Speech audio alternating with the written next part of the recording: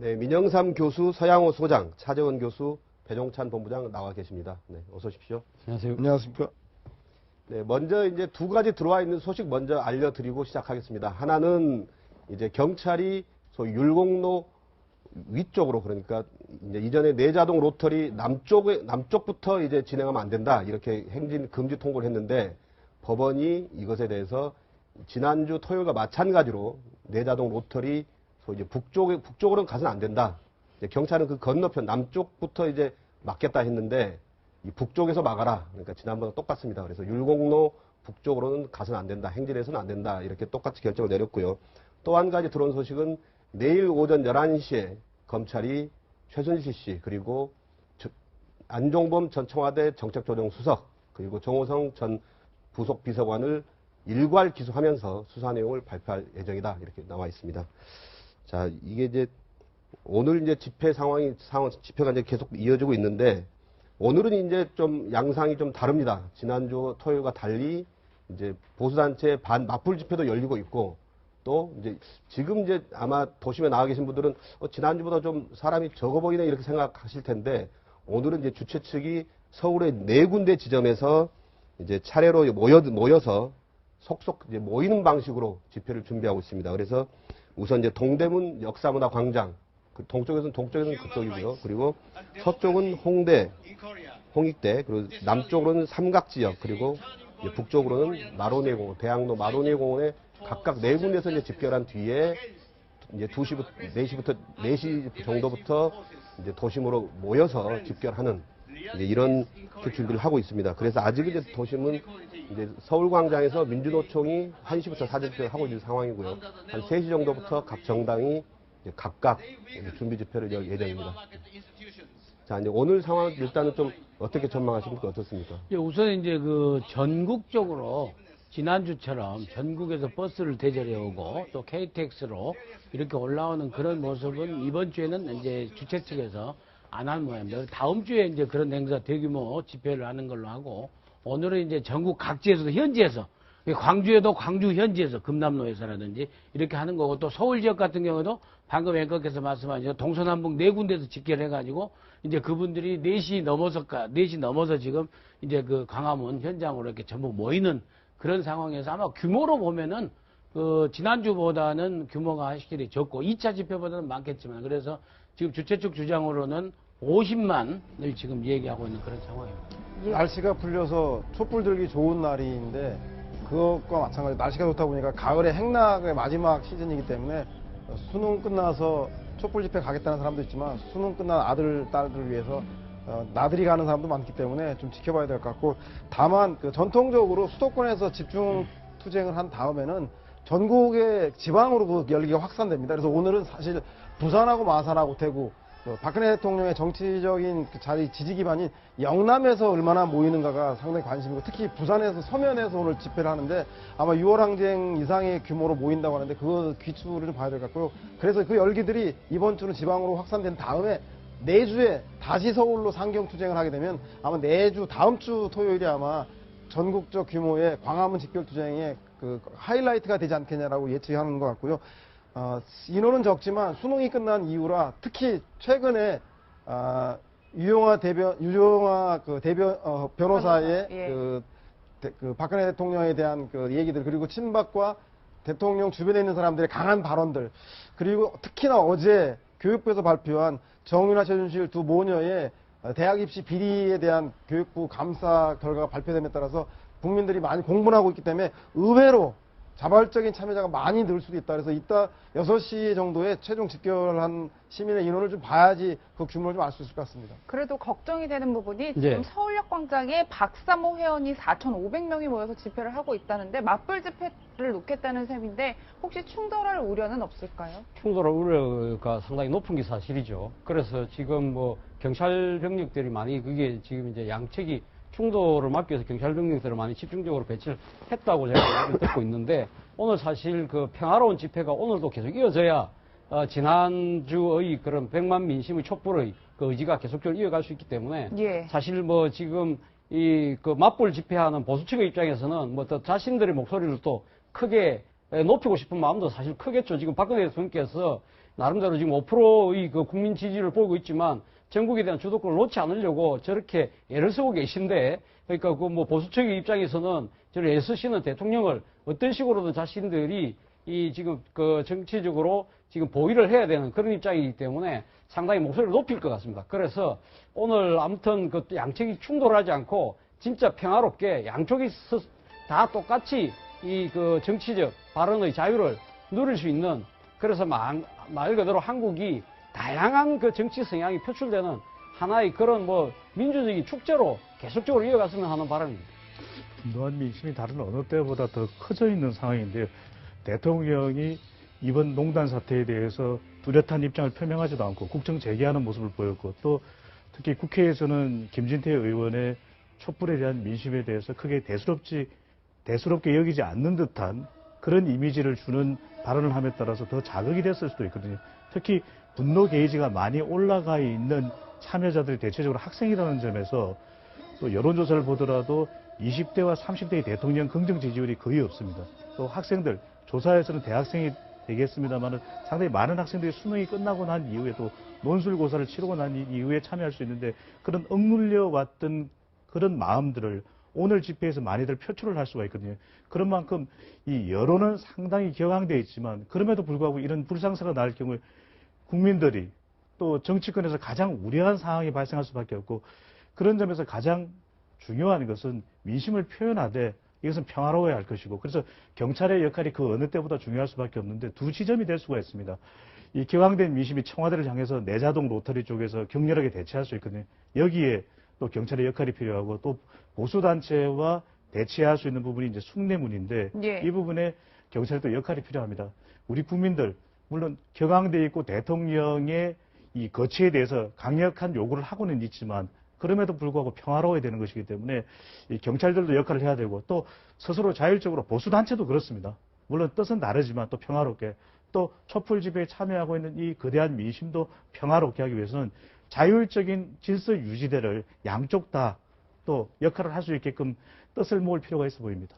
예. 촛불 민심들은 성나서 그런지 청와대를 하객진으로 포위하겠다라고 기세를 올리고 있는데, 다행히 김재동 씨라던가 문재인 전 대표가 SNS상을 통해서 평화 집회와 질서를 강조하고 있고, 그렇기 때문에 지난번처럼 집회 끝나고 청소를 하고 또 폭력적인 문제가 발생하면 스스로 비폭력, 평화, 질서를 외쳤던 것처럼 성숙한 모습을 보일 거라 기대하고요. 한 가지 특이한 것은 정광용 박사모 회장이 오늘 오전에 라디오에 출연해서 예. 원래는 광화문에 그 서울역 집회가 끝난 이후에 광화문에 집회 신고를 했는데, 경찰 측에서 충돌을 우려해서 자제해 줄 것을 요청하자 그 집회를 철회하고, 그 행진도 남대문 근처에서 경찰이 막으면 거기까지만 하고 자진 해산해서 서울역으로 돌아서 자진 해산하겠다. 그리고 나라를 사랑하는 만큼 폭력은 절대 사용하지 않고 충돌을 예. 원하지 않는다고 밝혔기 때문에, 양측에서 성숙한 대응을 한다면 그렇게 극한 대결이나 폭력 사태까지 발생하지 않으리라고 봅니다. 예. 네, 이제 경찰도 굉장히 좀 비상을 걸어서 이제 좀 대처를 하고 있는 상황이고요. 그리고 일단 박사모 쪽에서도 그건 자제하겠다. 그래서 남대문까지만 올라오고 그 위로 올라오는 것은 하지 않겠다. 이제 이렇게 밝혀놓은 상태인데요. 그리고 이제 현재 지금 내자동 로터리에 경찰이 이제 차벽을 설치하려고 준비하고 있는 상황입니다. 법원 결정에 따라서 지난번과 마찬가지로 소위 내자동 로터리에서 효자동 방향으로 청와대 올라가는 그 입구죠. 그러니까 경복궁 이 그 전면 광화문에서 쭉 연결돼 있는 선인데요. 이제 거기에서 차벽을 설치해서 이제 지난번과 마찬가지로 내자동 로터리에서 이 집회 참가자들의 청와대 방향으로 진행은 가로막겠다. 이렇게 예고 준비를 하고 있습니다. 이제 오늘 또 지난번처럼 과연 이제 어느 정도 또 내자동 로터리 충돌이 생길지 예. 이것도 좀 관심사인데, 좀 그 부분은 좀 어떻게 보십니까? 그 지난번에 이제 밤에 내자동 그 충돌 현장 같은 경우에는 본 행사가 9시에 이제 다 정식으로 10시에 밤 10시에 주최 측에서 종료를 선언하고 나서도 지금 내자동 로터리 그 현장에서는 한 3,000명, 5,000명, 최장자 8,000명까지 모였었거든요. 새벽 4시까지 진행됐죠. 그렇죠, 그렇죠. 그 모임에서 그래서 이제 밤 11시, 12시 넘어가면서 일부 시민들이 이제 그 경찰의 폴리스 라인을 타고 넘어가서 차 위에 올라가기도 하고 약간에서 물리적 충돌이 있었고, 거기서 이제 상당히 그 어떤 그 양쪽에 압력에 의해서 좀 실신하는 인구들도 있었고, 그렇게 예. 했는데 아무튼 그럼에도 불구하고 새벽까지 이어졌긴 했지만은 아무튼 물리적 큰 충돌이 없었다. 이제 늘 제가 지난주에도 말씀드렸지만 그 선은요, 넘어지면은 바로 4.19로 똑같은 유혈 충돌로 이어질 수 있는.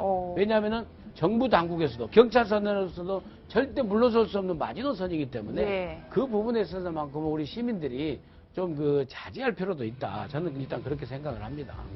상당히 뭐 자제해야 되는 분위기임에도 불구하고 사실 지금 이제 또 흘러가는 전국의 상황을 본다고 한다면 아마 지난주보다는 좀 더 민심이 격앙된 이 반응을 보이지 않을까 하는 우려가 좀 드는 것도 사실입니다. 지금 앞서도 제가 말씀드렸지만 박근혜 대통령께서 지난주 토요일 날 100만 민심의 그런 분노한 민심에 대해서 이 답변하는 방식이 조금 민심하고는 조금 부합되지 않는 그런 측면을 분명히 보여주고 있는 거 아닙니까? 이 지금 그 아마 다음 주 화요일로 예정되어 있는 국무회의도 정상적으로 본인이 직접 그 주재할 가능성도 있고 그 앞서서 지금 뭐 차관급 인사들을 지금 임명을 한다든지 나름대로 전국의 전면에서 지금 이제 나서고 있기 때문에 무엇보다도 지금 유영아 변호사를 통해서 이 본인의 그 검찰 출두를 거부하면서 정확하게는 연기를 했죠. 연기를 하면서 그 여러 가지 내놓았던 이야기들이 지난번 2차 사과 때와 마찬가지로 본인이 스스로 정치적 희생자인 양 그렇게 이래 말씀하신 부분이라든지 그리고 이 지금 이 그 또 이 여당 내에서도 지금 친박계 지도부가 전혀 물러설 지금 조짐을 보이고 있지 않기 때문에 이런 부분들이 아마 민심을 자극하는 그런 요소로 작용해서 오늘 아까 우리 민영상 원장님 말씀하신 대로 이 차벽을 둘러싸고 상당한 충돌이 벌어질 때 지난주보다도 조금 더 격앙된 모습으로 아마 전개되지 않을까 하는 그런 우려가 좀 있는데 말입니다. 아무튼 뭐 경찰도 경찰 나름대로 최선을 다해야 되겠지만 아마 제 생각에는 지금 이번에 참여하는 많은 시민들이 좀 더 평화적인 목소리로 이 폭력에 대한 반대의 목소리를 상대적으로 더 좀 높일 필요가 있지 않을까 생각합니다. 대통령과 정치권이 그리고 또 여기 참여하는 시민단체들도 평화로운 집회가 될 수 있도록 또 대통령과 정치권은 제대로 된 촛불의 민심을 반드시 읽어야 되는 것이거든요. 예. 대통령의 지지율이 역대 최저치 그리고 대통령이 잘못하고 있다는 부정평가가 역대 최고치가 되고 있다는 것은 그만큼 이 상태로는 분노한 국민들의 마음으로는 국정을 이끌어 나갈 수가 없습니다. 프랑스의 올랑드 대통령도 지지율이 최저인 4%라는 이유만으로 탄핵 위기에 몰려 있거든요. 이렇게 국민들이 양쪽으로 갈려져서 국론이 분열되는 상황은 우리가 가장 바라지 않는 상황이고요. 그렇다면 이런 부분에 대해서 대통령이 전향적인 그런 책임의 입장을 분명히 밝혀줘야 국민들을 다독거릴 수가 있는 것이거든요. 국론이 분열되는 것을 대통령이 바라지는 않을 것입니다. 또 새누리당도 집권 여당으로서 대통령이 책임질 수 있고 집권 여당이 책임질 수 있는 모습을 보여야 됩니다. 다른 나라의 사례를 볼 수가 있거든요. 브라질의 경우에도 호세프 대통령이 국민들의 이런 시위에도 국민들을 달래주지 못했기 때문에 지방정부인 리우 주정부는 거의 파산 재정 상태에 놓여 있고 올림픽도 재정 파탄이 나면서 여러 가지 후유증도 앓고 있지 않습니까? 남아프리카 공화국도 마찬가지입니다. 우리가 알고 있는 넬슨 만델라의 남아공이 아니거든요. 제이콥 주마 대통령이 비선, 농단, 국정 개입 사태가 남아공에서도 똑같이 일어났습니다. 네. 일본계 재벌인 국타에 비선 개입이 있었으면 그것은 이 주마 대통령이 분명 잘못한 것이거든요. 남아공 주민들을 달래야 되는데, 국민들을 달래야 되는데 그렇지 못하니까 지금 남아공이 갈기갈기 국가가 찢어져 있는 상태이고 베네수엘라도 마찬가지입니다. 인플레이션이 일어나고 있으면 니콜라스 마두로 대통령 같은 경우에 또 얼마나 국론이 분열되고 있는 상태입니까? 이런 사례를 보더라도 대한민국이 분열되면 안 되고 국가 경쟁력이 지금 떨어졌다라고 하는 지표 발표도 있었거든요. 오늘 집회는 평화로워야 됩니다. 하지만 촛불 이 수많은 민심이 도로로 쏟아져 나오지 않게 하는 그 책임이 있어야 되는 것이거든요. 보여줘야 되는 것이거든요. 대통령과 그리고 또 정치권의 노력이 반드시 필요해 보입니다. 예. 네, 지금 이제 광화문 광장 모습이 보이는데요. 멀리 청와대가 보이고요. 이제 휴일이라서 적막한 그런 모습이고, 광화문 광장에는 아직은 이제 그래서 이 차량 통행이 가능할 정도로 아직은 시민들이 집결해 있지 않은 모습입니다. 이제 서울역 집회에서는 이제 이 박사모 등이 이제 모여 있는데 지금 화면에 나오죠. 좀 큰 화면이 집회가 한참 열리고 있는데, 이제 강제하야 절대 반대, 탄핵 반대, 헌법 수호 뭐 이런 구호들을 외치고 있습니다. 그리고 이제 서울광장에서는 민주노총이 집회를 열고 있고요. 그 아래는 이제 청와대 멀리 잡힌 모습이고요. 내자동 로터리 쪽으로도 조금 나올 것 같은데, 이제 지난주 같은 경우는 경찰이 원래는 세종대왕상, 그러니까 광화문 광장 북쪽에 세종대왕상 쪽에서 이제 차벽을 설치하려고 했습니다. 그러나 주최 측이 법원에 가처분 신청을 냈고 법원이 거기서 더 북쪽으로 물러서서 뇌자동 로터리까지는 허용해라 이렇게 결정이 났거든요. 그 이유가 평화적 그 전주에 집회 자체가 좀 평화적으로 진행됐다. 크게 문제 없다. 그리고 이 집회 시위의 자유가 더 중요하다. 교통 소통보다는 그게 더 중요하다. 이렇게 판단해서 이제 뒤쪽으로 뇌자동 로터리까지 허용했고요. 이제 오늘 또 마찬가지로 똑같은 지점에 이제 차벽을 똑같은 지점에서 이제 거리행견을 어떤 막도록 그렇게 법원이 결정을 내렸는데 역시 지난주에 이제 새벽까지 충돌이 있긴 있었지만 그 정도는 또 감내할 수 있었던 거 아니냐 이렇게 법원이 판단을 한 것 같습니다. 그리고 이제 다른 한편으로 이제 오늘은 이제 이 집회 자체가 꼭 서울 도심보다는 전국적으로 좀 확산되는 이제 분위기인데요. 이제 부산의 어떤 서면이라든지 7시 반에 열릴 이제 대규모 집회가 예고돼 있고요. 대구, 울산, 김천, 성주. 김천, 성주는 이제 사드 반대 촛불 집회가 같이 겸해서 열릴 예정입니다. 그리고 뭐 강원도 강릉이라든지 수원, 대전, 청주, 전주, 제주, 광주 이렇게 예정이 돼 있고요. 또 이제 대권 주자들도 서울이 아니라 이제 지방에 이제 참석한 분들이 많거든요. 이제 문재인 전 대표 같은 경우는 부산 촛불 집회에 이제 참석할 예정이고요. 김부겸 의원도 대구 집회에 참석할 예정입니다. 그리고 안희정 충남지사도 천안에서 열리는 이제 시국 토론회 여기에 참석하기로 돼 있습니다. 이재명 성남시장은 이제 광주로 가네요. 광주 5.18 민주묘역에 방문을 했고, 그리고 이어서 광주 집회에 참석할 예정이고, 소위 이제 안철수 전 대표와 박원순 시장만 이제 서울시장만 이제 서울 집회에 참석할 예정인데, 이런 것 뭔가 좀 의미를 갖고 움직이는 거겠죠, 행보는? 이 지방 집회에 간다는 거는? 아무래도 지금 이제 이번에 집회가 서울 중심으로 열리지 않습니까? 지금 지난주 토요일 날 100만 민심 촛불 자체가 60항쟁 이후 최대라고 이야기를 합니다만 사실은 87년 60항쟁은 서울뿐만 아니라 전국의 모두 거점 도시에서 상당한 좀 민주화의 열기를 보였던 측면이 분명히 있거든요. 그렇기 때문에 지금 이 분노한 민심을 전국적으로 확산시켜서 박근혜 대통령이 지금 이제 이 정부 주도권을 놓지 않고 나름대로 지금 버티려고 하는 이러한 부분들에 대해서 전국적인 차원에서 분노의 목소리를 높이자는 것이 아마 주최 측의 생각인 것 같습니다. 그리고 또 무엇보다도 지금 이제 이 전국의 흐름에 있어서 사실 지방민들의 목소리가 사실 어느 정도 반영되지 못한 측면이 분명히 있기 때문에 예. 그런 부분들에 대해서 전국적인 목소리를 낼 필요가 있다. 그리고 지금 여론조사를 해보면 지금 박근혜 대통령의 지지율 자체가 지금 텃밭이라고 하는 TK에서도 지금 거의 5%대로 추락하니까 그러한 지금 이제 이 분노한 TK 민심, 지역 민심을 정치권이 나서서, 주최 측이 나서서 그거 좀 부합시켜서 그걸 좀 더 끌어올리려는 그런 아마 의도도 있는 것 같습니다. 전통적으로 이런 대규모 집회 같은 경우는 6월 항쟁 때도 6월 10일 날 서울에서 전국적 규모의 집회가 진행됐고, 그리고 2주 후에 2주 동안은 지방 단위에서 격렬해지면서 다시 6월 26일 날 6.16 최루탄 추방 범국민 운동을 계기로 다시 서울로 에너지가 집결되는 것처럼 한 2주간은 지방 단위로 그 열기가 확산되는 기간이기 때문에 대권 주자들도 자신의 정치적 기반인 각각 문재인 전 대표 같은 경우는 부산으로, 그리고 이재명 시장은 지금 현재 야당의 전통적 지지층으로부터 인기가 많기 때문에 호남으로,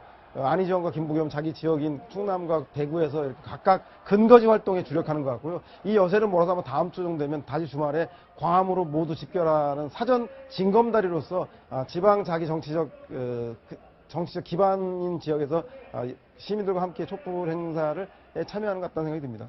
예, 민 원장님 지금 서울광장에 취재 기자의 속보에 따르면 심상정 대표, 박원순 시장, 박 전 비대위원장 그리고 추미애 대표가 참석을 해서 모두 발언을 이어갔다고 하는데 과연 오늘은 국민들에게 어떤 메시지를 전달하러 자리에 모인 걸까요? 예, 저기는 이제 본 행사는 아니고 한국노총이 하는 이제 사전 집회라 할까요? 그런 측면에서 좀 부담은 덜 하겠죠. 왜냐하면은 대규모의 시민들을 갖다 선동하는 그런 본 행사가 아니기 때문에 이제 한국노총의 자리에 가서 한다는 측면에서 좀 더 절제된 모습으로 메시지를 전달하지 않겠느냐 그렇게 생각하지만 앞에 이제 다른 팬들분들 다 말씀하셨겠지만은 박근혜 대통령이 너무나 버티기 때문에 예. 이제 자꾸 이렇게 버티면 안 되고 정말로 인정하고 약속했던 대로 검찰 조사라도 가서 정말 가서 받는 자세를 보여야지 검찰 조사를 어떻게든 버텨보려고 하고 나름대로 특검을 준비하고 전부 외치 전부 정상적인 거 아무 일도 없었던 것처럼 계속 행정을 갖다 국정을 운영해버리고 이런 모습에 대해서 오히려 국민들의 분노를 더 부추기는 분노를 갖다 더 불러일으키는 이런 그 박근혜 대통령의 행보에 대해서 강도 높은 그 비판하는 메시지가 나오지 않을까 저는 일단 이렇게 보입니다. 그럼에도 불구하고 이제 국민들은 뭐 촛불도 중요하기는 한데 뭐 어떻게 중요하지 않겠습니까? 그럼에도 불구하고 촛불보다는 시정 도정 이야기를 또 할 수도 있는 것이거든요.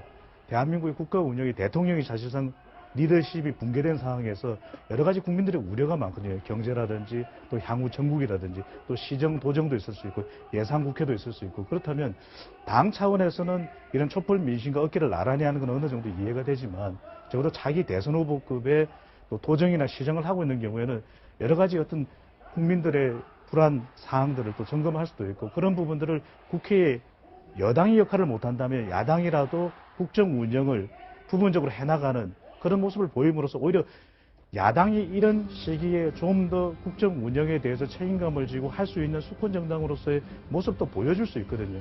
또 뜻하지 않게 그런 것을 보여줄 경우에 반사 이익을 얻고 다음 대선에도 좋은 기회를 또 확보할 수도 있는데 무조건 모든 사람들이 다 촛불 집회에 나갈 이유는 없기 때문에 물론 이 거대한 민심을 외면할 수는 없는 것은 분명히 이해합니다.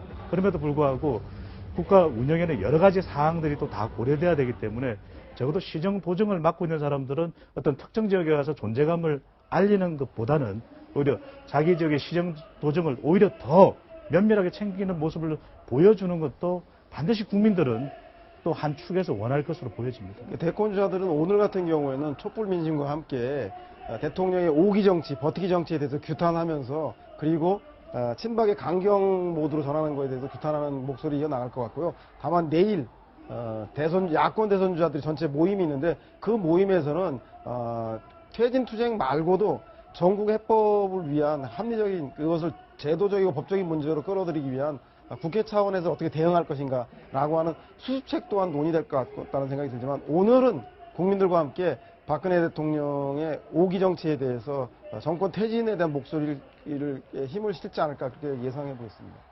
네, 지금 현재 이제 경찰은 오늘 이제 서울 도심에 최대 한 8만 명 정도 모일 것 같다 이렇게 예상을 하고 있고요. 지난주는 한 20만 명 정도로 나중에 집계를 했었죠. 그래서 그보다 이제 한 반 정도 적을 거다 이렇게 이제 예상을 하고 있고요.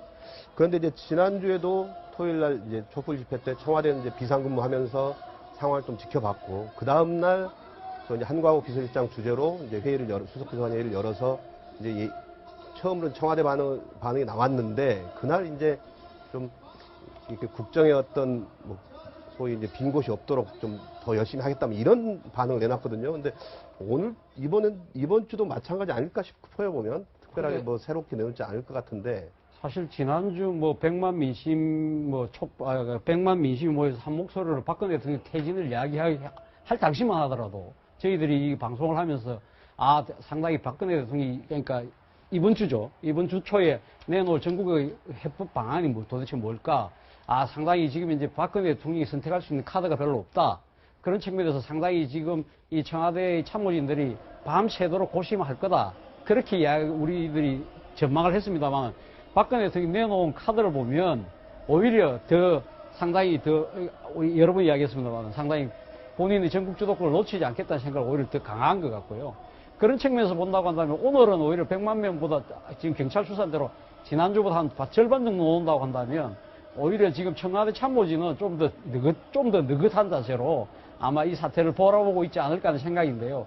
모르겠습니다. 그러니까 지난번 이 차벽을 둘러싸고 시위대와 경찰이 아주 치열하게 충돌하고 있을 때 나름대로 청와대 참모진들이 준비했던 여러 가지 전국 대응 방안들이 사실은 민심과 동떨어진 그러한 대책이었기 때문에 오늘도 만약에 또 그런 식으로 지난번 100만 명 모였는데도 이번 한 주 잘 버텼으니까 오늘은 뭐 지난주보다 절반 정도밖에 안 나왔으니까 더 여유 있게 지금 우리가 가지고 있는 기존의 방식대로 그냥 버티면 되겠구나 그런 생각할 가능성이 상당히 높아 보이는데요.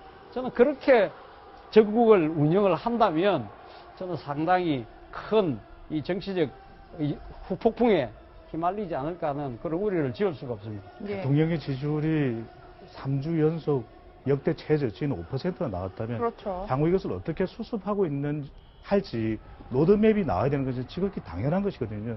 국민들이 다음 주 더 커진 촛불 민심을 보여줄 가능성도 있는 것이 응답하라 청와대, 응답하라 박근혜 대통령, 이 부분에 대한 충분한 응답이 없는 것이거든요. 도무지 이 부분에 대해서 국민들은 이해할 수가 없는 부분이 촛불 민심으로 이어지고 있는 것인데요. 과거 다른 정부를 보더라도 김영삼 전 대통령 때도 여러 가지 국가 재난 사태가 발생할 경우에 거의 조각에 가까운 개각을 통해서 책임을 지고 국면 전환하는 모습도 보였을 거예요. 그리고 광우병 집회가 있었을 때도 이명박 전 대통령이 또 친서민 중도 실용 정책이라는 걸 통해서 어떻게 하면 민심을 다독거릴 수 있을까, 또 국민들과 소통할 수 있을까, 지지율을 또 견인하는 그런 방안들을 내놓았었거든요. 그러면서 이명박 전 대통령의 경우에는 라디오 대담이라든지 이런 것을 통해서 좀 더 노력하는 모습, 그것이 얼마만큼 효과적이냐 효과적이지 않느냐는 둘째 치고 그런 노력들을 보이는 것 자체가 국민들의 마음을 다독일 수 있는 부분인데, 이 경우에는 지금 젊은 세대들도 2030, 화이트 칼라 학생들로부터 거의 지지율이 없는 가운데 대통령의 어떤 로드맵도 없다라는 것은 사실 국내적으로도 그렇지만 국외적으로도 이 이웃 국가들이 또 동맹들이 이해하기도 참 쉽지 않은 그런 국정 운영의 모습이거든요. 참 이해하기 힘든 리더십일 수 있는 것이거든요. 반드시 이 부분에 대해서 응답이 되어야 되는 것은 지극히 당연해 보입니다. 예. 네, 그래서 이제 지금 이제 화면에 나오고 있는 것은 이제 서울시청 광장에서 열렸던 이제 민주노총 사전 집회가 끝나서 이제 광화문 광장 쪽으로 이제 이동을 하고 있습니다. 네. 이제 시청 광장에 한 14,000명 정도가 모여 있었는데 이제 경찰 추산입니다. 이제 이게 이 사람 시위 집회 참가자들이 광화문 광장 쪽으로 이제 속속 이동을 하고 있는 모습입니다. 그리고 이제 방금 말씀하셨지만은 박근혜 대통령이 이제 다음 달로 예정돼 있는 이제 한중일 정상회담에 참석하겠다 이런 쪽으로 청와대에서 얘기를 했거든요. 예. 근데 일반 시민들의 좀 걱정이 거기서 이제 시진핑이라든지 그다음에 시진핑 주석이라든지 아베 총리가 박근혜 대통령 어떻게 맞을까? 이제 물론 이제 각국 정상이기 때문에 어떤 예정된 대로 뭐 이제 준비된 대로 진행이 되겠지만 뭔가 좀 원래 이제 특히 한중일 정상회담 같은 경우는 좀 정례적으로 하기도 하고 사실은 또 뭔가 좀 긴밀하게 터놓고 이야기할 수 있는 어떤 주변에 아주 가까운 이웃 국가들이기 때문에 뭔가 이제 그런 스킨십도 중요하고 그런 이 정상회담인데 이게 좀 과연 뭔가 제대로 대화가 되겠느냐라는 걱정을 좀 하거든요. 예. 그렇죠. 그 정상들이 한중일 정상회담에 만나면 아니 에이펙 때는 왜 안 오셨어요? 이렇게 물어볼 것 같은데 제가 볼 때는 에이펙은 당시에 그 북핵 실험이 있는 과정에서 했기 때문에 그 당시에 대통령이 참석하지 않고 위중한 상황이기 때문에 총리가 대신 참석하겠다라고 미리 그 각국의 양해를 구했다, 에이펙은. 하지만 한중일은 우리나라가 이번에 오랜만에 개최되고 한국이 호스트가 되는 회담이기 때문에 빠질 수가 없어서 간다라고 얘기는 하고 있으나 그 당시에는 그런 북핵위기고 지금 북핵위기가 해결된 것도 아니기 때문에 그런 논리는 좀 궁색할 것 같다는 생각이 들고요. 대통령이 이렇게 그 외교 일정을 추진하는 것도 좋지만 국내 산적한 문제에 대해서 해결하지 않는다라면 해외에 나가서 해외 정상들도 국빈으로서 존중하고 예우하지 않고 제가 볼 때 다음 권력의 핵심이 누군가에 대해서 더욱더 관심을 가질 수밖에 없기 때문에 한중일 정상회담에서도 무게 있는 얘기들이 이루어지지 않을 것 같다는 생각이 듭니다. 그래서 빨리 해외에 나가서 정상들과 만남을 갖기 이전에 국내 문제부터 대통령이 빨리 본인의 거취 문제와 그리고 전국 수습 방안에 대한 문제에 대해서 빨리 제시해서 국내 민심 먼저 가라앉히고 난 다음에 그리고 나서 외치에 주력하는 것이 순서가 아닐까 그런 생각이 듭니다. 사실 어제 한교안 총리가 에이펙 참석자 패로로 출발하지 않았습니까? 뭐 지금 들리는 말에 의하면 한교안 총리가 에이펙에서 다자간 정상회의, 다 모이는 정상회의만 하지 실제 개별 단독 그 회동하는 거는 딱 하나 있다고 그럽니다. 페루 부통령하고 만나서 대화하는 거 말고는 없다고 그러거든요. 그러니까 말 그대로 지금 이 에이펙 회의가 시작된 지가 벌써 23년째입니다. 23년째인데 23년 동안 대한민국 대통령이 참석하지 않은 경우는 이번이 처음입니다. 물론 아까 우리 서양호 소장 말씀대로 이번에 북한 핵실험이라는 아주 중대한 여러 가지 안보적인 위기가 있기 때문에 안 간다는 것이 청와대 공식적인 해명이긴 합니다만은 아무래도 지금 이제 최순실 씨 국정농단을 둘러싼 여러 가지 의혹들에 지금 발목이 잡힌 거예요. 특히 무엇보다도 지금 이 뉴욕타임스의 만평에 나왔던 이 대통령 머릿속에 이 최순실 씨가 앉아서 조정하는 듯한 그 그림 자체가 지금 전 세계적으로 대한민국의 대통령 자리가 완전히 희화됐지 않습니까? 그런 측면에서 대통령께서 지금 현재 다자간 정상회의에 참석한다는 것 자체가 조금 좀 마음이 무거웠겠죠. 그리고 무엇보다도 지금 현재 이 100만 촛불 민심이 상징되는 국민의 분노가 지금 극에 달한 상황에서 대통령이 아마 이 지금 나라를 비우기가 쉽지 않았을 겁니다. 네. 그렇다고 해서 그럼 이제 다음 달 한중일 정상회담에서는 과연 가벼운 발걸음으로 갈 수 있느냐? 저는 그렇지 않을 거라고 봅니다. 지금 당장 내일 최순실 씨를 비롯한 주요 혐의자들에 대한 일괄 기소가 되지 않습니까? 거기서 네. 만약에 공소장에 지금 오늘 보도를 보면 대통령이 아마 피의자, 범죄 혐의를 받는 사람으로 아마 적시될 가능성이 높다고 그러는데 실제 그런 상황이 된다고 한다면 대통령은 그러면 정치적 정당성, 도덕적 정당성을 이런 데 의해서 법적 정당성마저 흔들리는 상황이 될 수밖에 없는 거 아닙니까? 그런 상황에서 과연 우리나라를 대표해서 우리의 이웃인 중국과 일본하고 과연 격이 없는 대화를 할 수 있을까요? 그런 측면에서는 상당히 우려되는 측면이 분명히 있습니다. 지금 아까 우리 앵커께서 말씀하신 대로 한중일 정상회담은 뭐 최근에는 이 양국 간의 좀 삼국 간의 약간 문제 때문에 주춤한 측면이 있었지만 그동안 쭉 이 삼국 간의 긴밀하게 협조를 하면서 주요 현안들을 진짜 이 머리를 맞대고 이야기하는 그런 자리인데 과연 그 지금 중국의 정상, 일본의 정상이 과연 박근혜 대통령하고 머리를 맞대고 그렇게 이야기할 정도로 이 지금 이제 자신들이 이 그렇게 성의를 보일까요? 그런 측면에서 본다고 한다면 사실 지금 이제 뭐 내치도 걱정입니다만은 이 지금 외치도 상당히 우려되는 측면이 없지 않아 있습니다. 네. 예. 실제로 박근혜 대통령이 8일 만에 공식 석상의 모습을 드러냈잖아요, 어제. 그 점도 굉장히 의미가 크다고 볼 수 있을 것 같아요. 예, 이제 의미가 큰 것은 박근혜 대통령 측면에서는 흔들리지 않고 계속해서 헌법과 법률이 정하는 범위에 대해서 대통령직을 수행하겠다라는 예. 그런 버티기의 의미가 있는 거고, 또 시민들이나 이 야권 측면에서 보는 의미라는 것은 참 박근혜 대통령이 해도 너무하네. 이 정도의 민심을 읽었으면은, 그리고 검찰 조사도 응하지 않으면서 저렇게 버티기 전략으로 나오는가, 더 촛불을 더 많이 켜야 되겠다라는 그런 그 시민들의 또 어떤 그 힘을 갖다가 결집시키는 그런 또 의미로 작용할 수도 있는 그런 모습이 아닌가 이렇게 시작됩니다. 그래서 저는 이럴 때일수록 정말 그 정치권에서 현실적으로 유혈 충돌까지 가서 시민혁명으로 그것이 유혈 충돌의 어떤 성과를 내지 않을 바에는 정말 헌법과 법률이 정하는 범위 내에서 평화적으로 해결을 해야 될 거 아니겠습니까? 이럴 때야말로 정치력이 필요한 것이죠. 정치적 타협이라면 나쁜 의미에서 타협이 아니라 예. 헌법과 법률이 정한 데 대해서 대통령을 갖다가 법적 책임을 지는 탄핵을 뭐 발의를 한다든지 아니면 정말 끝까지 나가서 4.19 혁명처럼 끝까지 대통령이 자진 사퇴할 때까지 강화문에서 전부 다 100만 명이 모여서 촛불을 켜는데 맨 앞장을 쓰든지 예. 이 결단을 내서 보여줘야지. 이렇게 또 그 정치권에서도 자꾸 여론을 이렇게 살펴보고 편승해 가려고 하는 것도 좀 무책임하다. 저는 그런 말씀도 함께 드리고 싶습니다. 예. 그럼에도 불구하고 외교 순방의 돌파구 이런 이야기도 나올 수가 있거든요. 야권에서는 모두 다 내려놓으라고 이야기하지만 박근혜 대통령의 지지율이 한참 높았을 때는 외교 순방과 관련해서 높은 점수를 또 받았었거든요.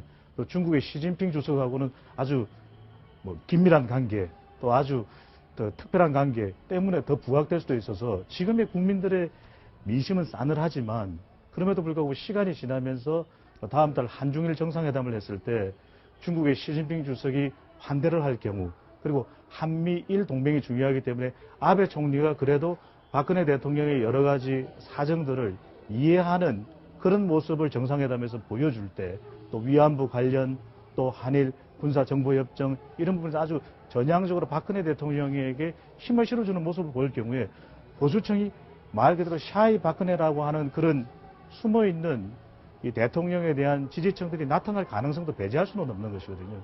그런 만큼 대통령으로서도 다른 이벤트보다는 한중일 정상회담에 참여하겠다라고 이야기를 하는 것인데, 이 지지율이 낮은 프랑스의 올랑드 대통령도 국내에서 인기가 낮은 것을 만회하기 위해서 중국과 경제 협력, 또 경제의 여러 가지 중국에서의 이 지원 등을 이끌어내는 모습을 통해서 타개해 나가는 그런 모습을 보이게 됐는데, 프랑스의 올랑드 대통령과 엄연히 박근혜 대통령이 다른 것은 이거는 많은 국민들이 실망하고 있는 농단, 도덕적으로 치명적으로 타격을 입은 그런 상태이기 때문에 예. 그럼에도 불구하고 박근혜 대통령은 샤이 박근혜 이전에 많은 보수 지지층들이 대통령의 충분한 반성 그리고 뚜렷한 책임 지는 모습을 보여주기를 원하기 때문에 그 부분이 선행되지 않는다면 해외 외교 순방을 통해서 끌어낼 수 있는 샤이 박근혜 지지층이라는 것은 소폭 부분적일 수밖에 없는 것이거든요. 반드시 그 부분을 대통령이 충분히 인식하는 것이 필요할 것으로 보여집니다. 네, 지금 이제 광화문 광장 모습인데요. 거의 좀 채워져 가는 모습입니다. 아직 물론 남쪽 방향 도로는 이제 아직 차지 않았는데 소위 시청광장에서 민주노총 사전집회 마친 참가자들이 이제 이동하면서 광화문 광장 쪽은 거의 이제 차 가고 있습니다. 그리고 네, 광화문 광장 쪽으로 이제 서울 같은 경우는 이제 동쪽, 남쪽, 서쪽 또 북쪽에서 차례로 이제 속속 집결할 예정이어서 광화문 광장 중심으로 지난번에 시청광장, 서울광장 앞에서 서울광장에서 이제 주로 모여 있었는데 그리고 이제 광화문 광장 오히려 이제 문화재 중심으로 하면서 일반 시민들이 대거 이제 그 아이들과 가족 단위로 또 연인들이 이렇게 손잡고 이제 손에 손을 잡고 나왔었는데 오늘은 이제 좀 조직적으로 이제 참가하는 어떤 노동단체라든지 어떤 시민단체들 또 대학생들 이게 중심이 돼서 아마 속속 모이지 않을까 예상이 되고 있습니다. 예. 그리고 이제 또 재밌는 얘기가 하나 있는데 이제 청와대가 이제 홈페이지에 오보 괴담 바로잡기 코너 이걸 신설했습니다. 이제 워낙 매일 이 최순실 씨 관련된 뉴스가 이제 보도가 되면서 이제 뭐 워낙 많은 뉴스가 쏟아지다 보니까 이제 종종 또 사실 확인 좀 덜 된 뉴스들 그 다음에 또 괴담들 이런 것들이 퍼지니까 여기에 이제 바로 잡겠다. 일일이 이제 이 정영국 대변인이 설명을 하고 있지만 일일이 또 설명하기도 뭐하니까 이제 거기에 즉각 이 반박을 하겠다 이런 코너를 만들었다고 하는데 거기에 댓글들이 많이 올라오고 있답니다. 그래서 어떤 댓글이냐면 이제 검찰 조사부터 받아라. 검찰에 가서 해명해라, 설명해라. 이제 소위 이제 이번 주에 이 검찰이 마지노선으로 적어도 어제까지는 좀 조사 받아야 된다 이렇게 예. 하지 않았습니까? 예. 박근혜 대통령 측에서 특히 이제 변호인이 도저히 안 된다, 곤란하다, 다음 주에나 받을 수 있다 이렇게 얘기를 했거든요. 그리고 뭐 먼저 서면 조사, 뭐 나중에 대면 조사, 그리고 가급적이면 뭐 특검 때 조사나 한 번 정도 받으면 좋지 않을까라는 좀 이런 모습을 보였는데 결국 이제 내일 검찰이 발표하기 전에 최순실 씨 등 일부 이제 몇 명을 기소하기 전에 이제 조사는 무산된 셈입니다. 무산이 됐는데 이제 과연 이제 검찰이 과연 어느 정도 공소장에 이제 박근혜 대통령 표현할지 과연 실명을 넣어서 어떤 공동 피의자로서 어떤 적시를 할지 아니면은 그냥 안종범 등 이렇게 등으로 할지 이제 그게 상당히 이제 관심사로 떠올라 있는데 그렇죠. 좀 어떻게 예상하고 계십니까? 그렇죠. 이제 그런데 그게 굉장히 중요한 게 어떻게 그 표현을 할지는 모르겠습니다만은 정말 그 대통령께서 아무튼 대통령이 그 공소장에 최순실, 안종범, 이 정호성 이 세 사람 중에 어느 누구의 공소장이라도 대통령이 어떤 피의자 성격으로 적시가 될 경우에는 국회에는 의무가 주어져 버립니다.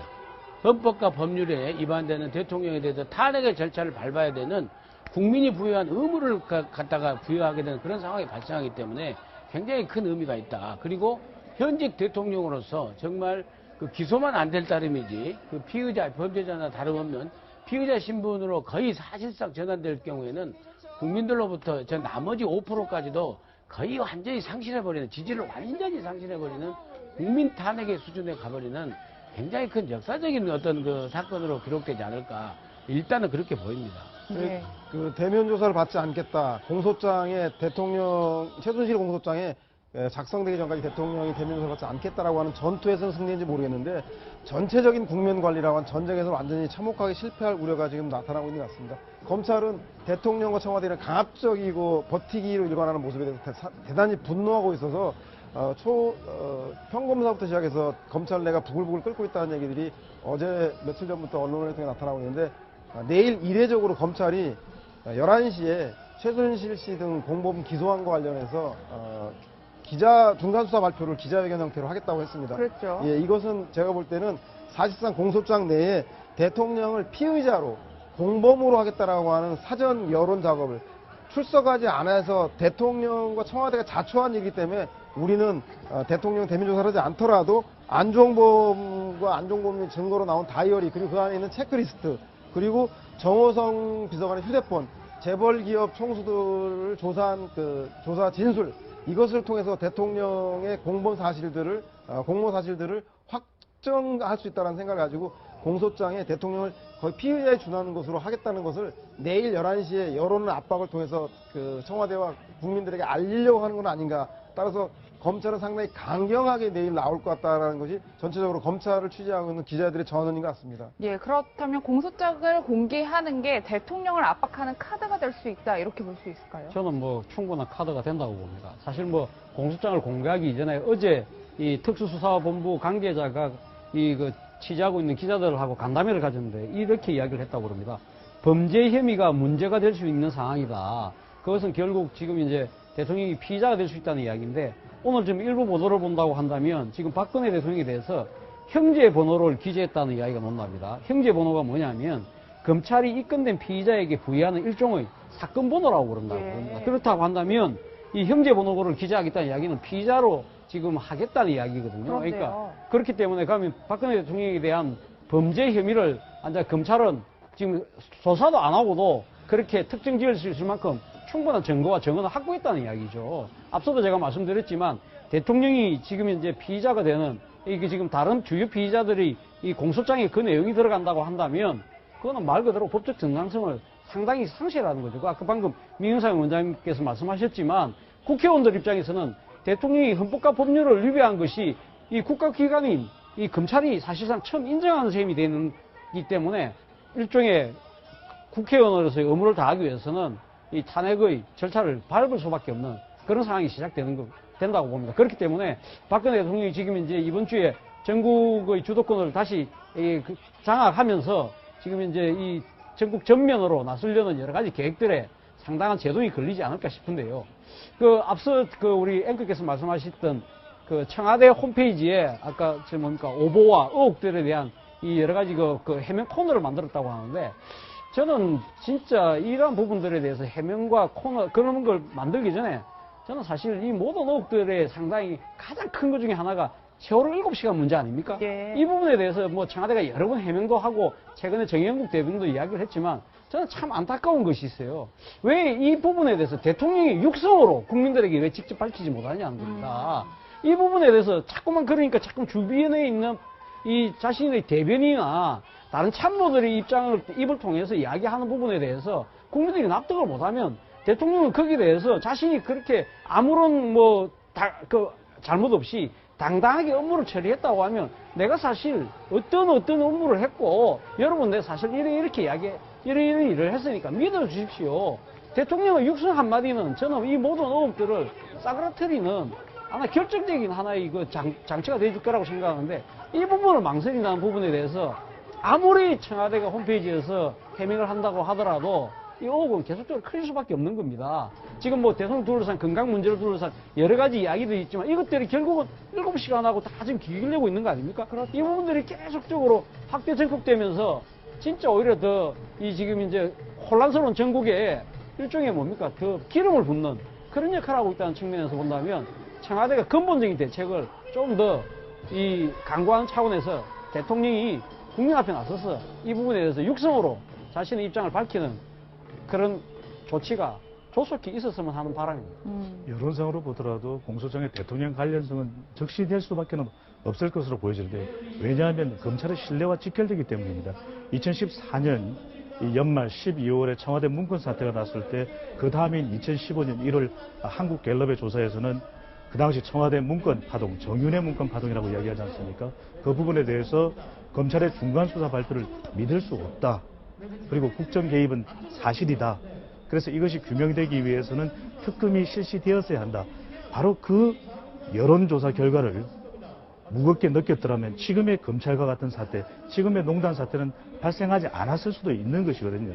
그렇다면 이번에 만약 그런 부분들을 명확히 하지 못한다면 검찰의 신뢰는 바닥으로 추락할 수밖에 없는 상황이기 때문에 더 이상 추락할 곳이 없는 검찰로서는 이번 경우에는 명확히 할 수밖에 없을 것으로 보여지고요.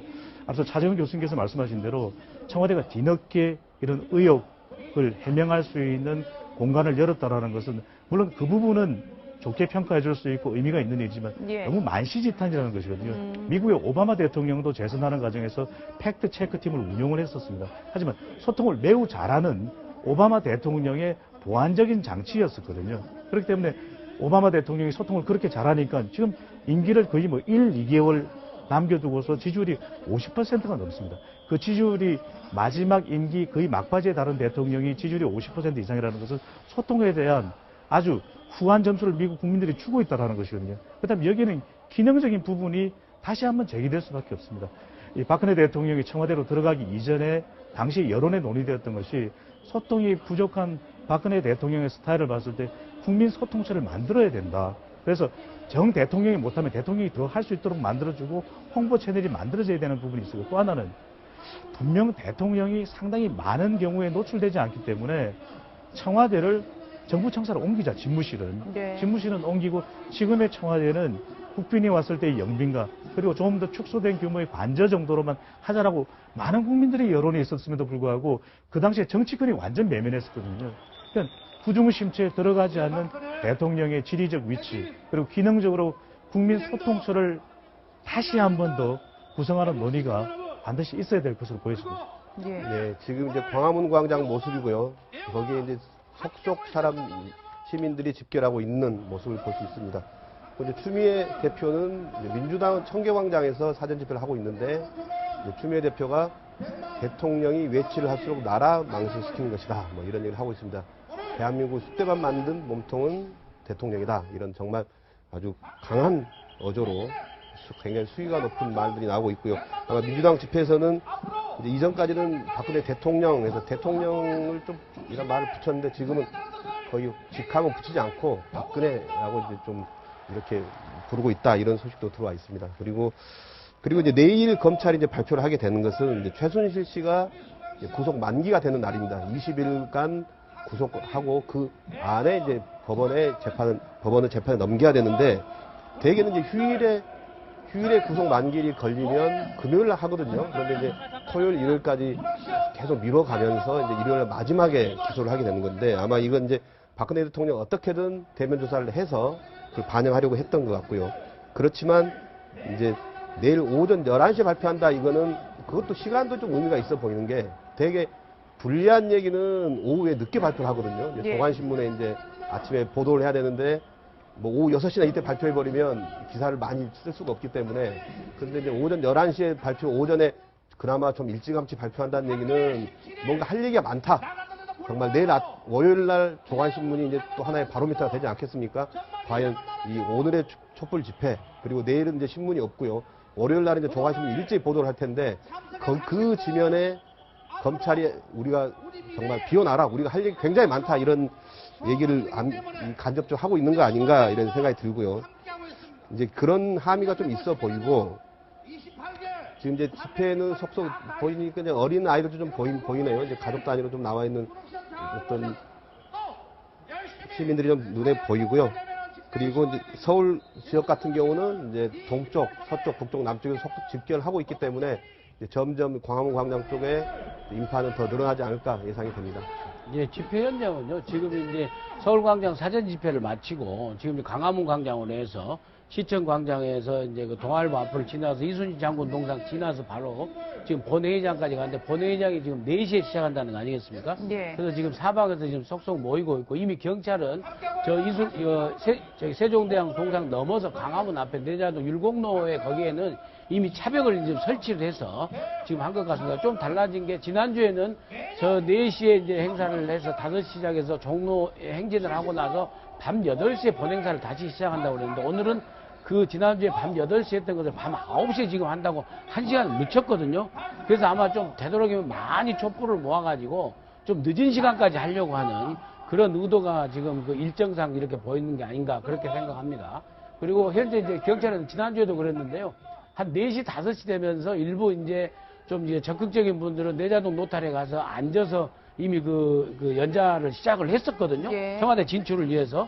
근데 지금은 이제 그 인파는 아직 안 보이고 이 경찰 차벽만 지금 내자동 노타리에 차벽을 지금 설치하고 있는 그런 상황이 모양입니다. 네. 국민하객진을 어떻게 설치하려고 하냐면 그 주최 측에 따르면 이순신 장군 동상 뒤에가 세종대왕 동상이 있고 그렇죠. 세종대왕 동상 뒤에 내가 현판이 써 있는 광화문이 있고 그 앞길이 율곡로입니다. 예. 그리고 광화문 뒤가 바로 청와대인데 그 청와대로 가기 위해서는 광화문을 기점으로 바로 왼쪽 골목길이 내자동 길이고 한 블록 더 가면 효자동 길 그리고 오른쪽으로는 삼청동 길이 있습니다. 예. 그래서 삼청동, 내자동, 효자동 길까지를 전체적으로 포위해서 청와대를 하객진 형태로 넓게 길게 포위하겠다고 하는 건데 지난번처럼 불상사로 이어지지 않길 바라고요. 그리고 그 본인 하객진을 펼쳤던 이순신 장군의 동상이 지금 충무로에 서 있지 않겠습니까? 그래서 어려울 때 국난을 위해서 나라를 구한 이순신 장군의 선조의 지혜처럼 우리 시민사회의 국민들도 성숙함을 보여서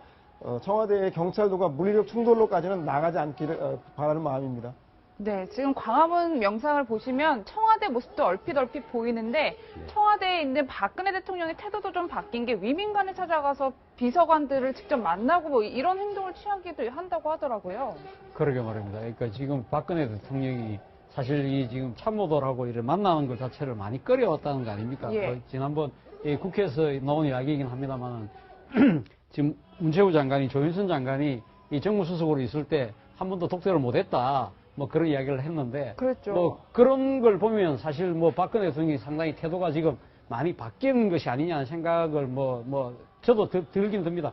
사실 뭐 박근혜 대통령이 근 20년 동안 의지했던 소위 말하는 문고리 3인방의 이 최측근 참모진들이 앉아 지금 다 떠났지 않습니까? 떠나고 난 뒤에 새로 들어온 참모들하고 뭐 좀 이제 그 사이를 가깝게 하고 앉아 머리를 맞대고 그 하는 것들은 다 좋은 모습들인데 문제는 그러한 이 마음을 열고 길을 여는데 지금 참모들의 이야기를 들을 것이 아니라 국민들의 목소리를 좀 더 귀담아 듣고 국민들하고 거리를 좁히는 그런 노력들이 아직은 좀 부족해 보이지 않느냐. 예. 그런 측면에서는 좀 더 박근혜 대통령이 민심의 목소리를 듣는 그런 노력들이 조금 더 좀 강화됐으면 하는 그런 바람입니다. 예. 국민들의 마음을 진작 듣는 것이 너무나도 중요했던 것이거든요.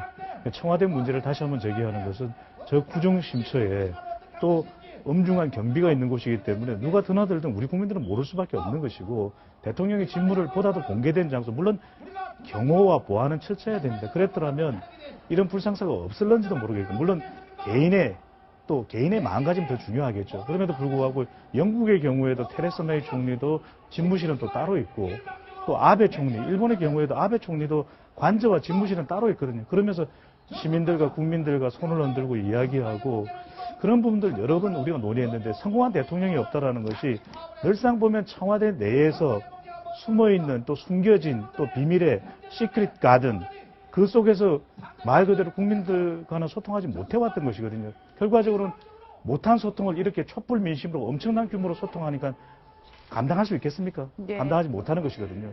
그렇기 때문에 정말 소통할 수 있는 그런 부분이 만시지탄이긴 하지만 다음 대통령이라도 반드시 이 부분은 보완되어야 하리라고 보여집니다. 예. 그래서 이제 새로운 참모진이 과연 박근혜 대통령에게 직언을 할 수 있겠느냐 이런 뭐 얘기를 또 많이 하고 있거든요. 그래서 오히려 이제 과거 문고리 3인방이라든지 뭐 최순실 씨 같은 경우는 워낙 이제 수십 년 동안 가까운 사이였으니까 이런 얘기 저런 얘기 다 했고 또 말벗이 됐다고 하는데 과연 이제 새로 채워진 참모진이 과연 이제 직언을 할 수 있겠나? 지금 상황에 대해서 정말 바른 소리 할 수 있겠느냐? 이제 이런 그 얘기도 있었는데 최근에 이제 재밌는 얘기가 그거에 있었죠. 뭐냐면 이제 옛날 이제 박근혜 대통령의 아버지죠. 박정희 전 대통령의 아주 옛날 청와대 때부터 그 오랫동안 부속실에 근무했던 오래된 그 측근 이제 연로하신 분이겠지만 이분이 이제 박지만 회장에게 전화를 해서 정말 동생인 네가 지금 가서 예. 누나에게 정말 좀 지금 민심도 강함없이 전달하고 또 이런 그 상황에서 위로도 좀 해주고 이런 게 좋지 않겠느냐 이렇게 얘기했는데 박지만 회장이 제가 어떻게 가서 얘기합니까? 제가 가서 누나에게 얘기하면 누나에게 찾아가면 네가 뭘 안다고 그러느냐 이런 소리 할 겁니다. 그러니까 못 갑니다 이런 얘기까지 나왔거든요. 그래서 소위 물론 남동생과 사이가 안 좋은 것도 있지만 소위 형제간에도 소위 말 못하겠다는 이런 관계가 돼 있어서 누가 과연 정말 지금의 민심을 제대로 전달할 수 있을까 이런 부분 좀 걱정이 많이 되거든요. 예. 그렇죠. 이제 박근혜 대통령의 사생활하고 관련된 부분 아니겠습니까? 그리고 은둔 생활을 너무나 오래 했죠. 사실 보면 개인적으로 좀 불행하죠. 어찌됐건 간에.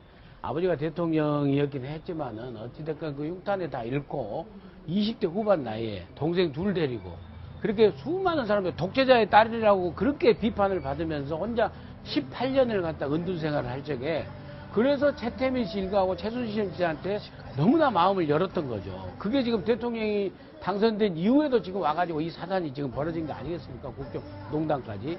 그래서 참 그런 부분이 아쉽긴 하지만 이해가 가지만은 그럼에도 불구하고 대통령으로서 국가 정부의 수반으로서의 대통령으로서 임무를 수행하는 데는 정말 말씀하신 대로 그 사사로운 연을 끊어야 되죠. 그리고 지금이라도 정말 그 보고 싶은 조카라도 보면서 동생들 불러서 야, 시중에 있는 얘기 한번 정말 기타 없이 누나한테 한번 얘기해봐라. 이런 그 소통의 자세가 없으면 이 국물 그 촛불의 민심을 얘기하겠습니까? 한강호 비서실장이 새로 참모가 구성이 되고 아무래도요, 면접에서 사실 말씀드리기가 쉽지 않습니다.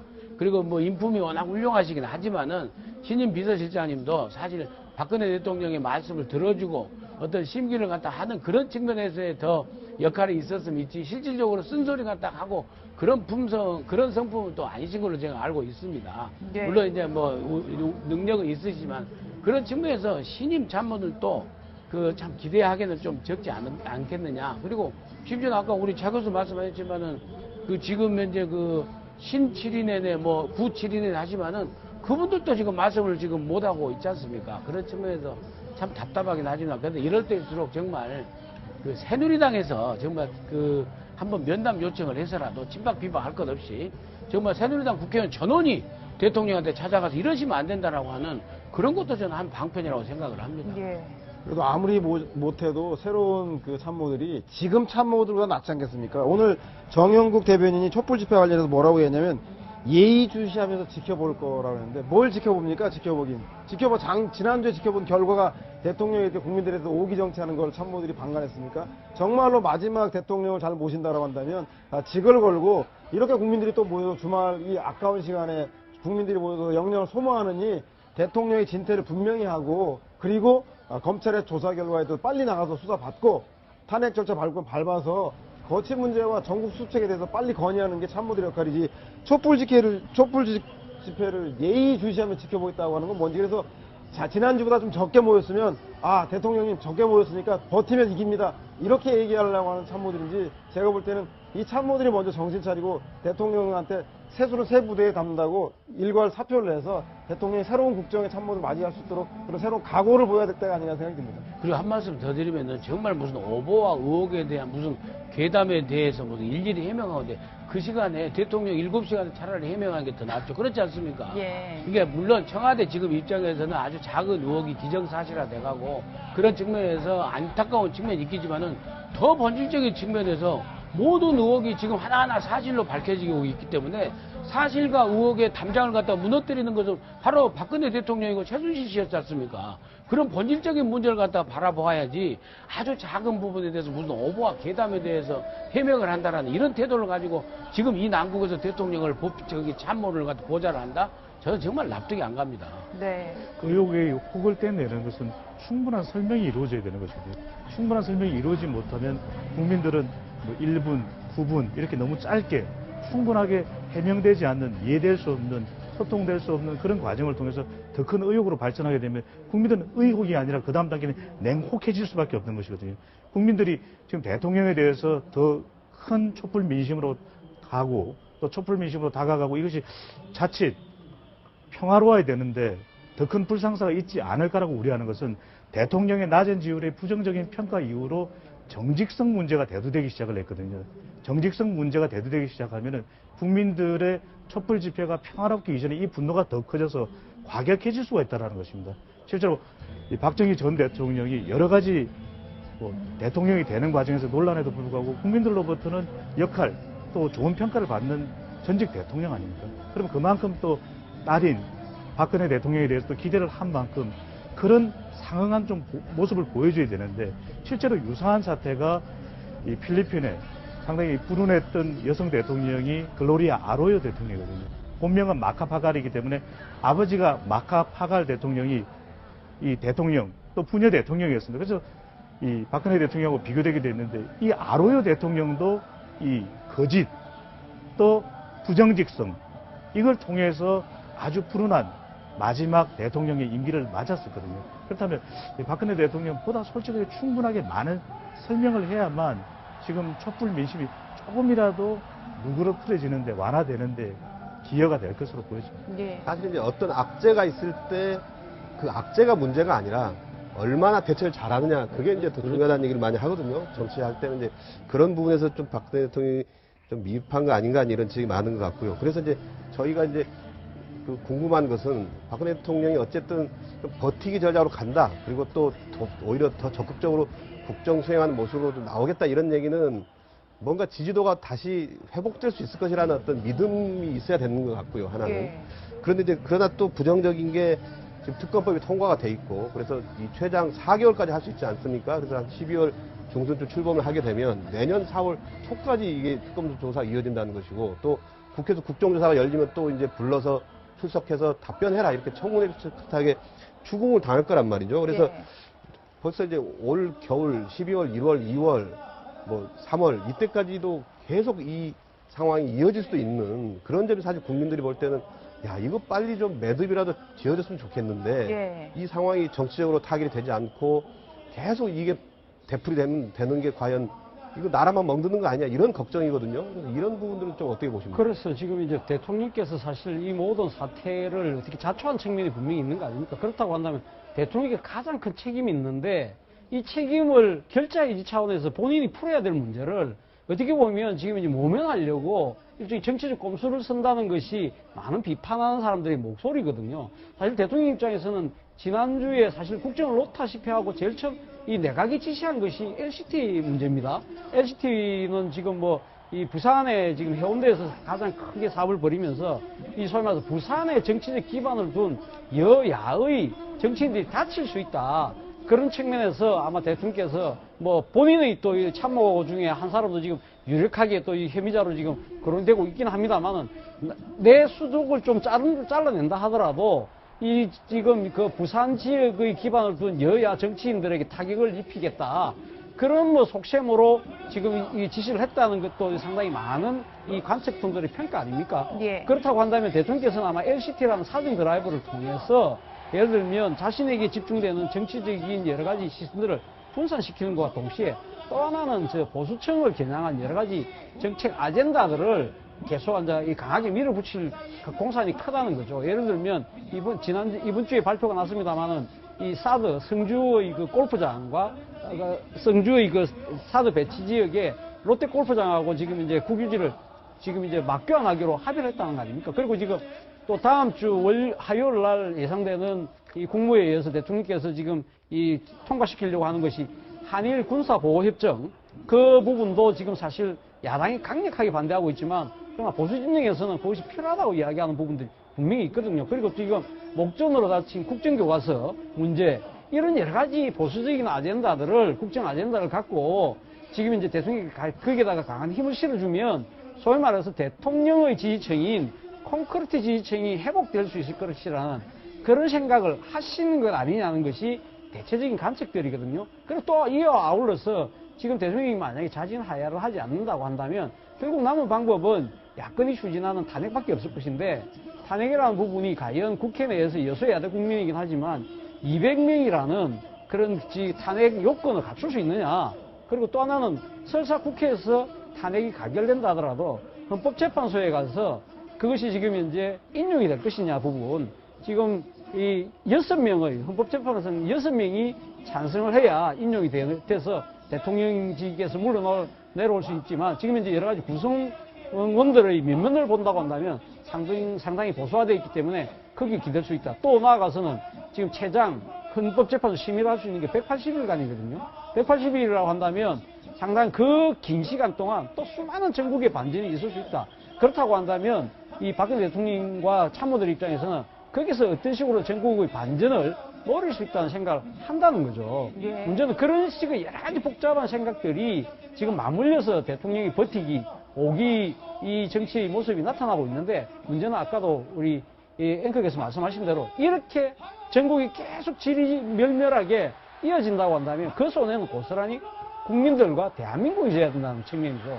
그렇기 때문에 바로 우리 아까 모두의 민영상 원장님 말씀하셨지만 이 정치 주체들이 대통령 포함해서 여야가 진짜 머리를 맞대고 뭔가 지금 이제 제도권 틀 내에서 빨리 수습할 수 있는 방안을 만들어야 된다. 오늘 아마 지금 이제 지금 시민들이 모여서 이야기하고 싶은 부분도 그 부분에 초점이 맞춰지고 있는 것이 아닌가 생각해요. 그러니까 이제 87년 6월 항쟁만 우리가 보더라도 이제 87년 서울에 보면 결국에 전두환 신군부 세력의 총칼에 의해서 무차별 짓밟혔지만 87년 6월 항쟁은 민주협이라는 그 정치 단체와 YSDJ의 정치인들이 시민단체 국민운동본부하고 함께 같이 해가지고 그리고 6.29 선언을 받아내고 그때 보면은요 자료를 보니까 6.29 선언 다음에 10월 29일 날 4개월 만에 헌법이 개정됐어요. 그래서 지금 우리가 5년 단임제에 지금 헌법을 갖고 있는 거고요. 그 다음에 그 4.19 때만 해도 이 허정 내각 수반이 들어서서 4.19가 나고 4월 26일 날 이승만 대통령이 하야를 하시고 그 다음에 보니까 6월 29일 날 한 3개월이 채 안 돼서 헌법이 개정돼서 아예 상하 양원제로 해서 내각제로 해서 장면 내각을 출범시키는 그런 정치적 영향을 보였습니다. 그래서 이런 때일수록 정말 그 특히 야권의 정치인들이 해야 되고 그다음에 여권에서도요 정말 그 무작정 이정현 대표하고 각을 세워서만 할 게 아니라 예. 여권에 뭐 국회의장 지내신 보수 언론들 있지 않습니까? 그분들하고 다 같이 연석회의를 해서라도 우선 이정현 대표를 설득하고 예. 해야 될 필요도 있다. 그리고 한 말씀만 더 드리면요. 탄핵이 되든 안 되든 저 개인적인 생각입니다만은 탄핵이 되든 안 되든 이렇게 국정을 농단한 이 박근혜 대통령에 대해서 역사의 기록이라도 저는 남겨야 된다고 생각해요. 그래서 대한민국 국회 안에 제18대 박근혜 대통령은 탄핵 발의라도 했다. 그 탄핵을 발의한 그 사유가 이거다라고 적시해내서 후손들에게 저는 보여줘야 된다고 생각합니다. 예. 탄핵이 법적인 절차긴 한데 대체적으로 국민 여론을 보면 즉각적인 해진, 하야 또는 이 질서 있는 대진 이런 이야기를 많이 하는데 그만큼 국민들도 경제적인 우려 또 국론이 분열되는 상황에 대한 걱정들을 많이 하고 있거든요. 탄핵이라는 게 법적인 절차이기 때문에 야권이 탄핵을 발의하게 되고 또 일부 여권 인사들도 동조하게 되면은 탄핵 절차에 들어가겠지만 국민들은 그 과정에 또 집회도 될 수 있고 또 내년에는 해가 넘어가게 되면 자기 대선 국면과 또 맞물릴 수밖에 없는 것이거든요. 그렇다면 이 국가의 경제 상황이 상당히 나빠질 수밖에 없느냐 이런 또 상황들을 또 야기시킬 수 있는 것이 북한이라는 존재가 있고 또 북핵도 있는데 대한민국에는 또 탄핵이 있고 북핵 또 탄핵 이렇게 여러 가지 핵핵하는 상황으로서 국민들은 여러 가지 민생이 힘들어질 수밖에 없는 것이에요. 예. 그렇다면 이것이 정치적인 문제라면 농단 사태가 정치적으로 해결돼서 더 이상 국가의 생산적인 에너지를 낭비하지 말아야 된다는 것인데 실질적으로 브라질 그리고 베네수엘라 남아프리카 공화국 같은 경우도 국가적인 생산적인 경쟁력이 상당히 약화될 수밖에 없거든요. 73년으로 돌아가게 되면 6월 23일 당시 워터게이트 사건으로서 국민들의 여론이 들끓고 탄핵에 대한 발의가 진행되는 상황에 이르르니까 리처드 닉슨 대통령이 그냥 사임을 하게 되거든요. 그 이유는 본인의 사임이라는 것이 탄핵이라는 절차까지 가야 될 수도 있겠지만 아메리카, 미국을 더 크게 생각했던 닉슨 대통령의 판단이었습니다. 듀크 대학 로스쿨을 나왔기 때문에 누구보다도 탄핵 절차를 잘 알고 있는 대통령임에도 불구하고 그런 판단을 했던 것은 법적인 해결보다는 정치적인 해결이 더 중요하다는 것이 73년의 미국의 상황에서도 우리는 또 확인할 수 있거든요. 예. 네, 지금 이제 광화문 광장은 거의 다 차 있고요. 그러나 아직은 이 동서 방향, 그러니까 종로와 신문로 이 방향은 차량이 통행하고 있는 상황입니다. 그러니까 이제 한 4시 정도부터 이제 대학로 마로니에 공원, 그리고 동대문 역사문화공원, 그리고 홍대 입구 이쪽에 이제 집결해 있던 이 집회 참가자들이 이제 모이게 되면 아마 이쪽 이제 시청광장 쪽까지 이렇게 이어질 인파가 차지 않을까 예상이 되고 있고요.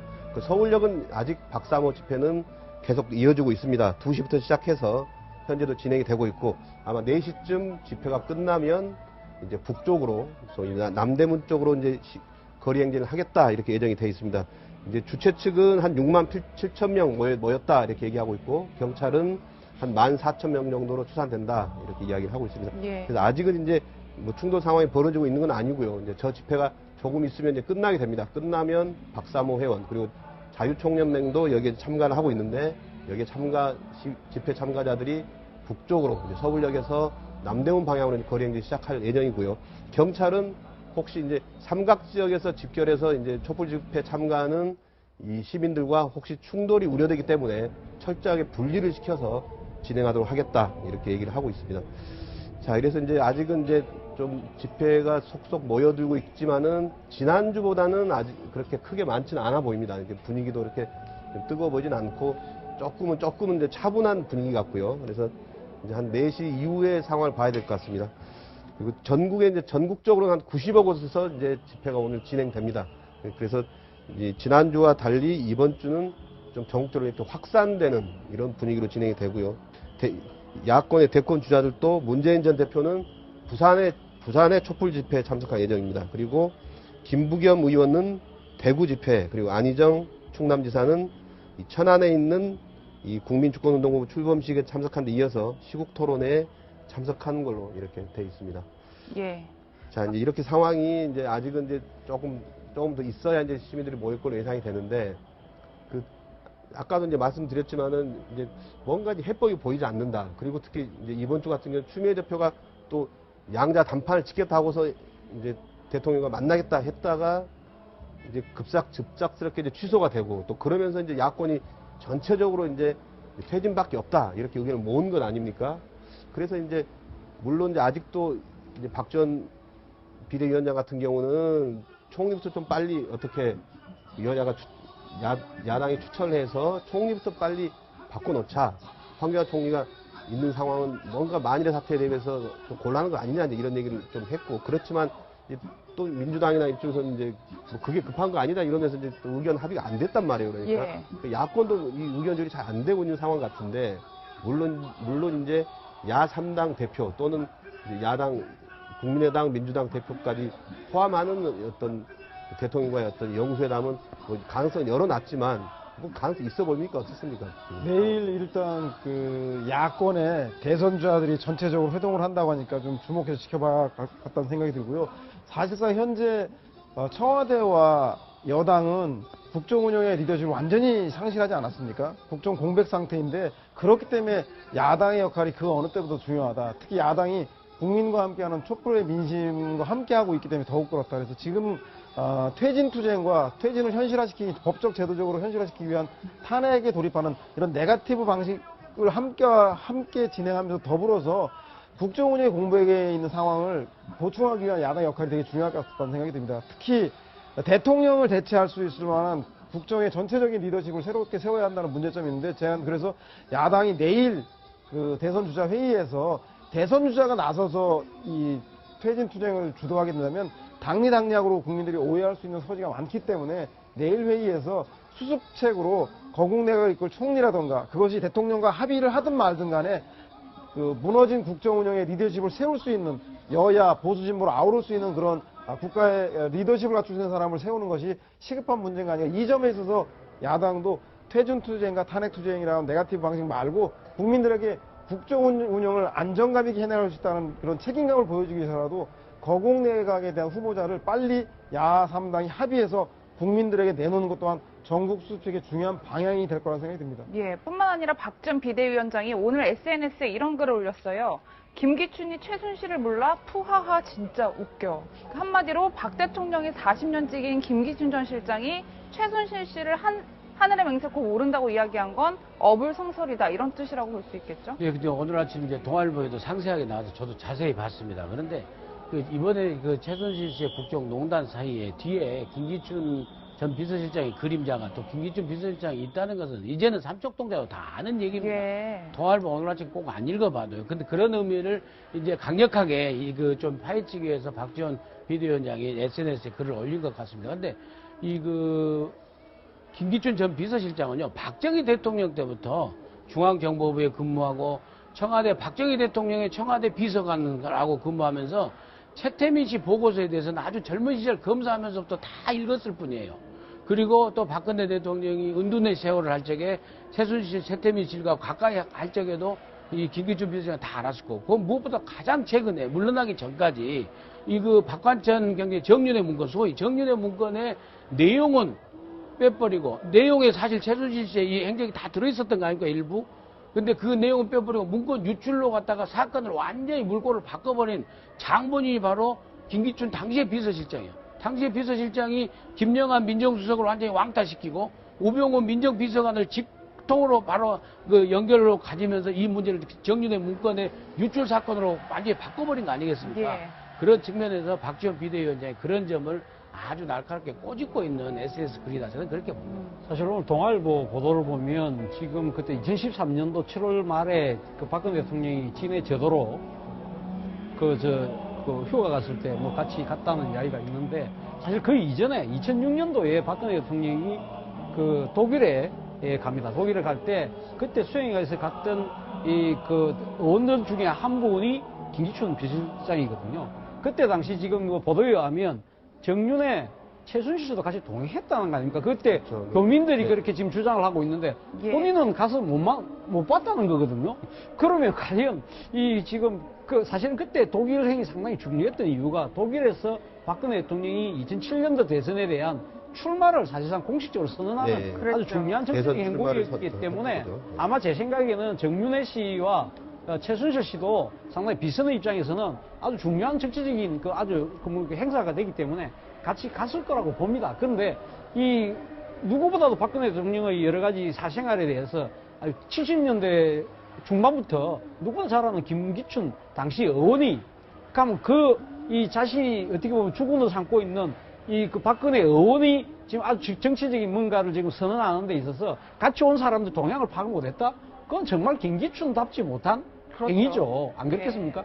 그런 측면에서 본다고 하면 자기 몰랐다고 그러는데 뭐 지금 김종 차관이 최순실 씨 어떻게 만나냐 지금 검찰에 지수했지 않습니까? 예. 지금 김기춘 비서실장이 소개로 갔다. 그러니까 김기춘 비서실장이 하는 이야기가 제정신이 아닌 것 같다고 이야기한다는데 예. 과연 뭐 이 부분에 대해서 아마 곧 진실은 밝혀질 거라고 그것 생각합니다. 말고도 최순실 있는 곳에 항상 김기춘이 그림자같이 나타났어요. 옛날에 왜 경남기업의 성완종 회장이 10만 불인가 준다고 할 때 독일 여행 갈 때 독일하면 네, 메모를 누굽니까? 남겨놨죠. 2006년. 예, 독일하면 바로 최순실이고 그다음에 이대를 또 김기춘 비서실장이 방문했다고 하는 목격자 진술이 나타나는데 이대하면 이게 정유라 아닙니까?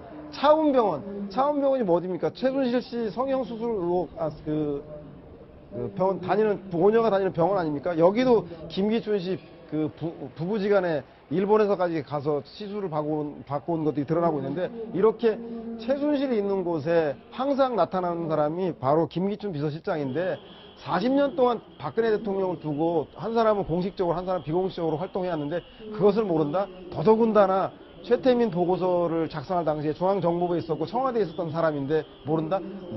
진짜 지나가다가 소가 웃을 일이고 개가 웃을 일이라서 아마 박 전 대표가 그런 SNS상에다가 투하하라고 쓰는 건 바로 그런 정황 때문인 것 같습니다. 예. 네, 김기춘 전 비서실장과 관련된 의혹은 저희가 이제 다른 시간에 보다 집중적으로 다룰 예정이고요.